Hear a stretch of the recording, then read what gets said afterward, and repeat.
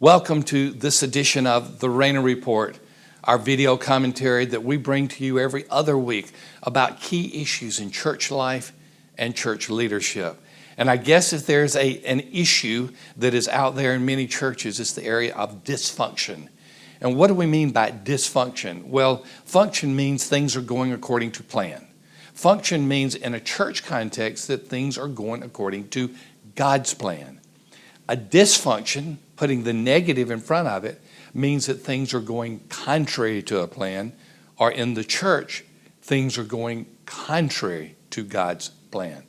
What are the most common reasons? And we call these symptoms.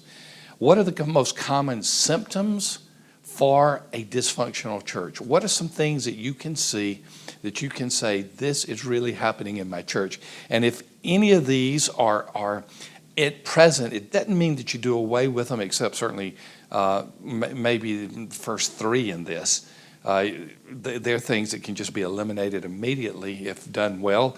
But what are some of the things we can do about this dysfunction, and what are the symptoms of dysfunction? Okay, let's go to dysfunction number one. This is a big one, and it's basically a showstopper. Severe theological errors are pervasive in the church. Severe theological errors are pervasive in the church. All right, Tom, what do you mean by severe errors? Well, if there is preaching or teaching in the church that denies John 14:6, where Jesus says, I am the way, the truth, and the life. No one comes to the Father except through me. That's called the doctrine of exclusivity, that Jesus is the only way of salvation. That is a severe theological error. And basically, what you're saying is Jesus is not the only way, then there's nothing unique about our faith. There's nothing unique about the gospel. And so when you take away the exclusivity that Jesus is the only way, you have a severe theological error. Another severe theological error is that Jesus is not God. Jesus is just another man. Jesus was a good prophet or a good person. Jesus is not defined as the one who is truly man and truly God. And we could keep on going down the list, but there are major cardinal doctrines that if there's any way that there's contrary teaching, that is truly a sign of a dysfunctional church. And as I said just a few minutes ago, it is a showstopper. Another symptom of a dysfunctional church is a church that is known as a pastor eater. Now, probably don't have to define pastor eater, but simply to say the church gets rid of pastors because basically they want to get their own way. A pastor comes in, starts getting some type of leadership stability in the church. People begin to follow that pastor. And then what happens? A power group in the church or some type of clique in the church or maybe a formal or informal group in the church. They don't like what's going on. They don't like the way that they don't have control anymore. And so they fire or push out the pastor. Another way that this happens is expectations are this pastor's going to come in and make everything great. The only thing that we need to reverse all of our problems in the church is get a new pastor. You get a new pastor and guess what you find out? That pastor is not perfect. And once imperfections or flaws begin to show, as they always will in any leadership situation, once that begins to take place, people say, oh, our pastor's just not doing the job. Another reason for pastor eaters is the church is highly self-serving. He doesn't visit me. He doesn't preach within 27 minutes like the former pastor did. And it's all about what I want. It's all about me, myself, and I. And so it becomes a very self-serving situation, and the church becomes known as a pastor eater. Another symptom that is obvious, the congregation experiences severe conflict. All congregations have some level of conflict, but severe conflict is the type of conflict that tears a church apart. It usually results in mass exodus or a split, which is another form of mass exodus, but there's usually such acrimony within the church, there's usually such disagreement within the church that you begin to have at least a de facto split, if not an actual split. And sometimes what you end up with is two churches instead of one, and both of them are dysfunctional churches because one of them pushed out a group and that group left because of the other group. And so you end up with two dysfunctional churches instead of one. The congregation experiences severe conflict. Now, some of the more subtle signs of dysfunctional church. Hardly anyone in the community knows the church exists. When I've done a consultation, or when Sam is now our main consultation leader now, Sam and Chuck Lawless, among others.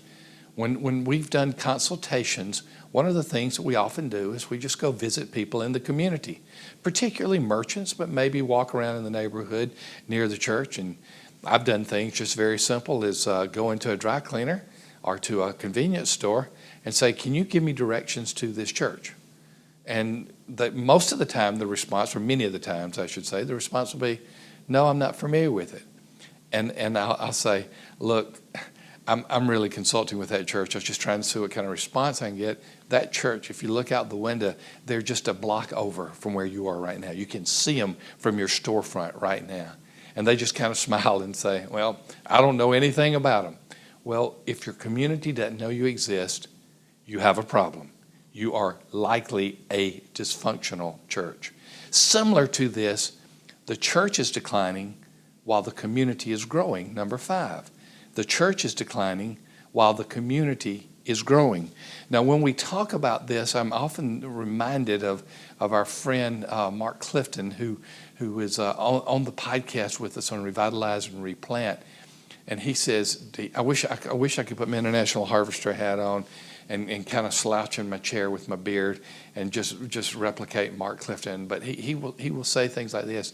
Did you know that most churches that die are in very populated, even growing communities? Most of them are not in sparsely populated rural areas, though there are some that die there. But he said most of them are in highly populated areas. Well, this number 5 is similar to this.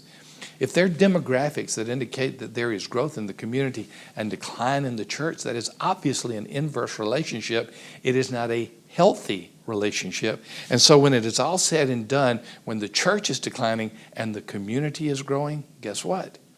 You probably have a dysfunctional church. Number 6, I know many of you pastors can identify with this one. The church is family owned and family operated. Now, what does that mean? That means that there is a family in the church, probably an extended family in the church, that has been at the church for some time.